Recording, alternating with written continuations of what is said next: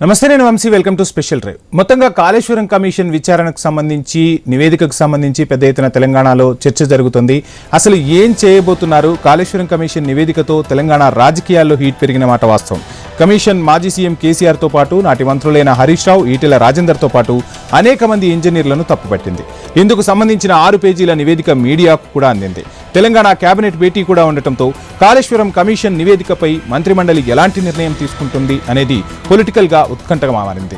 ప్రభుత్వ వర్గాల నుంచి అందుతున్న లీకులు బట్టి సిఐడి విచారణకు ఆదేశిస్తారని తెలుస్తోంది. అటు ఎర్రవల్లి ఫామ్ హౌస్లోనూ బీఆర్ఎస్ ముఖ్య నేతలతో కీలక సమావేశం నడుస్తోంది.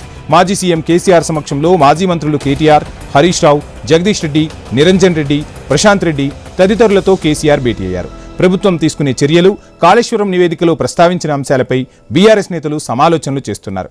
దీంతో ఇటు కేబినెట్ మీటింగ్ పైన, అటు ఎర్రవల్లి ఫామ్ హౌస్ మంతనాలపైన ఆసక్తి నెలకొంది.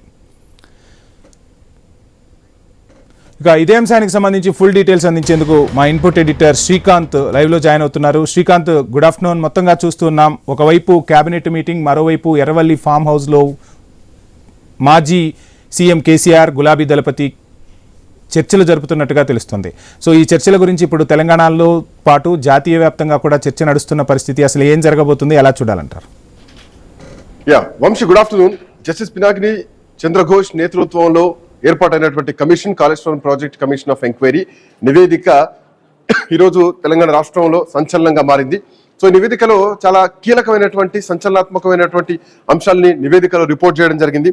దాంట్లో ఖచ్చితంగా ఇది మాజీ ముఖ్యమంత్రి కేసీఆర్, హరీష్ రావు ఇద్దరు ఇన్వాల్వ్మెంట్ తోనే పూర్తిగా దీంట్లో నిర్వహణ లోపం జరిగింది.